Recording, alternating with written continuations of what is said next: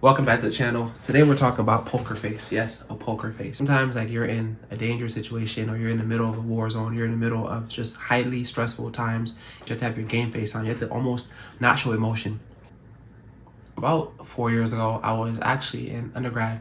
I was volunteering at a hospital. I was like on a pre-med track. So you got to go do these hospital hours and see patients. And basically you're just bringing water to people. You're transporting patients up and down, or things like that, just to show you know what it's like to be in a hospital. So I was doing that just to fulfill my requirements, and I was at a hospital in SoCal. It was probably around, maybe around 3 p.m. I get on the floor to start my shift, and there's a lot of turbulence that day, right? I couldn't understand why.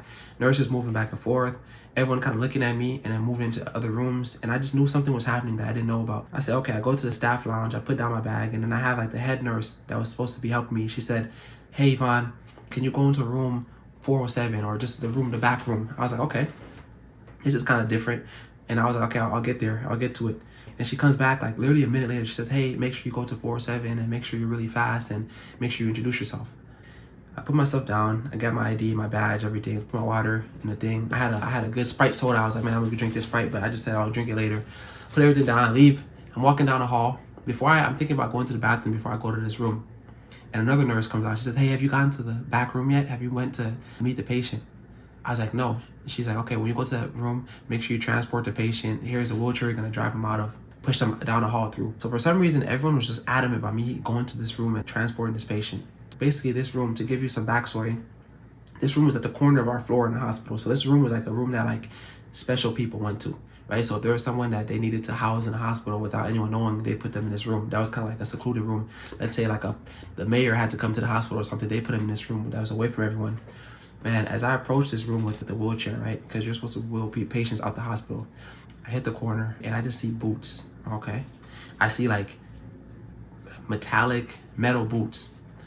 And then as I'm turning the corner, before, like in the hospital, we have like a curtain that you open to see a patient. Before I open the curtain, I just see like a semi-automatic, a gun. And I see 3 semi-automatic guns. And as I'm turning the corner, I see 3 cops stationed at each side of the bed.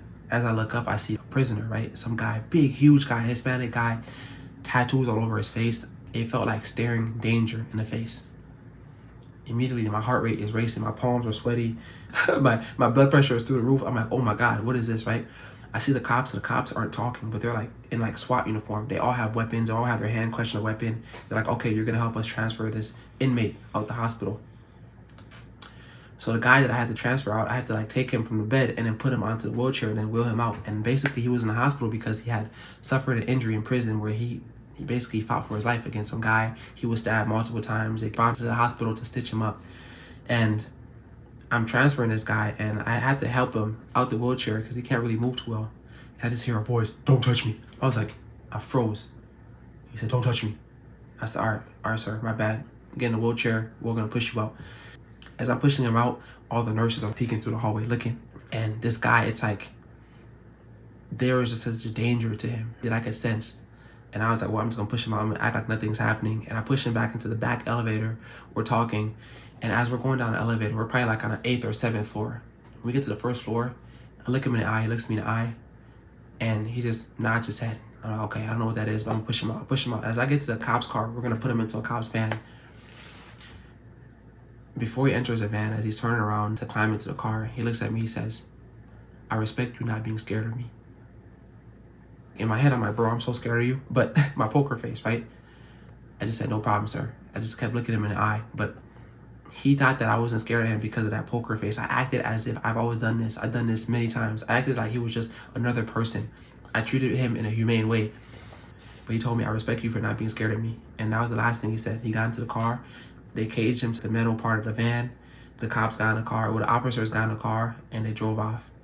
And man, I just sat there for a second. I was like, wow, that is insane. I don't know what that guy did to land him in prison. I knew that guy was crazy scary, but for somehow I was able to train my mind to treat him as if I wasn't scared of him. I just looked at him in the eye. I was thorough. I was direct. I wasn't freaking out, anything like that. I had what we call the poker face. Sometimes in life, we're going to be in situations where maybe like you're in a room that you don't deserve to be in just yet. Let's say you're in a room of architects, right? You don't know architecture. You're still a student in architecture. You have to act like you belong there. You're in a room of people talking medicine, a room of surgeons. You have to act like you belong there. You're in a room where chaos is happening and you're scared shitless, but you have to act like you belong there. You have to go talk to your boss for a raise. You say, hey, sir, I deserve X, Y, Z. I want $10,000 extra at my bonus, and I want $5K more a month. You have to look him in the eyes and really mean it. Even if inside you're scared, you don't think you deserve it, you have to act like you really deserve to be there. In life, you'd be surprised how much opportunities you can come by, how many yeses you'll get by just having your poker face, acting like you've been there before.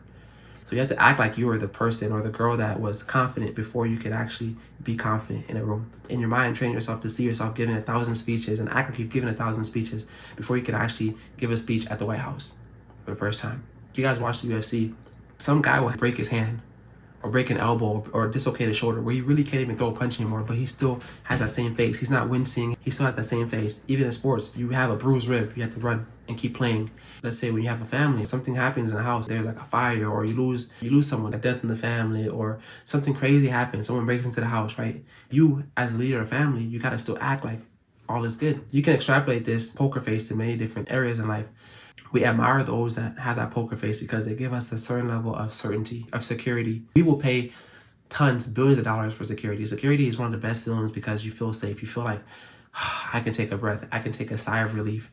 So having that poker face will portray that image to everyone around you. Even if you're freaking out inside, freak out alone. But when others are around you and they need you, you have to have your poker face. Man, today, work on developing your poker face. Work on developing your ability to act as if, your ability to adjust, to be in flow, your ability not to show pain. You can feel pain, absolutely. You can feel that with people you trust, or you can feel that in your room alone. But when you're with others and when they're relying on you, you have to have your poker face. Just how I had to push that prisoner out and I had a poker face. I developed a look where I could look him in the eye, I could be thorough with him, I could be respectful with him. I didn't act like I was scared of him. I treated him how I would want to be treated. So if you took value to this video, look someone in the eye, don't show that pain in your face. But all right, guys, thank you for watching this video. Yvonne out. You could have been anywhere on the planet tonight, but you were here with us. So for that, we do thank you. See you soon.